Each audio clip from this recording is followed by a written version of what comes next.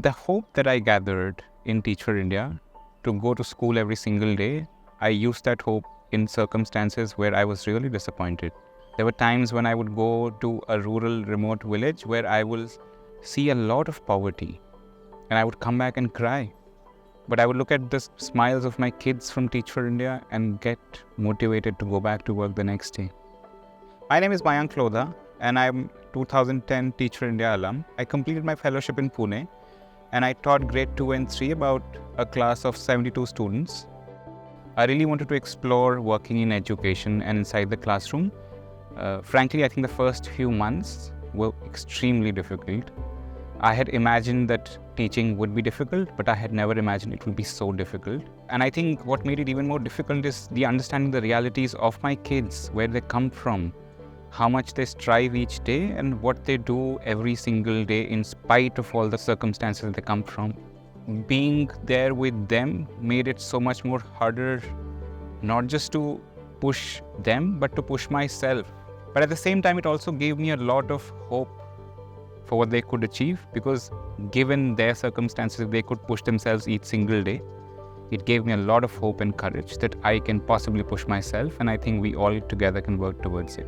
Education was not only about excelling in the classroom. Education became a lot more about what the kids do outside of classroom as well.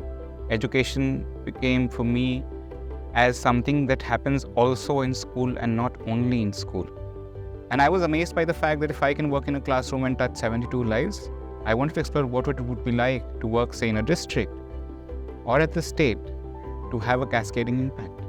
And what I did post the fellowship at Teacher India is I joined a Prime Minister's fellowship program, which is about working in left-wing extremist violence affected areas, basically very, very rural and remote parts of India, which do not have adequate basic human facilities.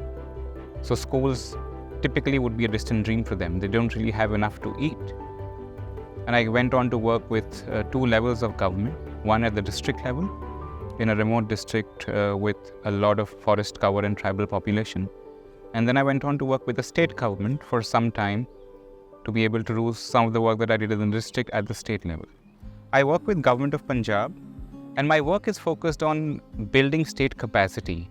And I do it in two different ways. The first is a young professionals or a fellowship program that I run, where we place young professionals and young people in key decision-making positions across districts and the state government. And the second part of my work at Punjab works around developing institutional partnerships with non-state actors, including funding organizations, academic research organizations, non-profits, civil society organizations, to be able to further the capacity of the government to deliver.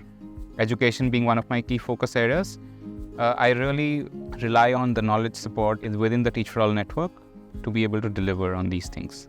I really hope that we are able to build institutions that serve and fulfill the needs and desires of people who are actually at the front line. And I wouldn't call the last mile, I would call it the first mile of delivery, where we need to serve the most. If I'm able to create institutions and nudge the system to be able to reach out to them and serve them, I think I will consider myself successful. And I don't think there is one silver bullet that's going to take care of all the solutions we are looking for. But I think it's the collective energy of each one of us trying really hard with the right intent and the right heart and mind in place, which is what going to solve the problem.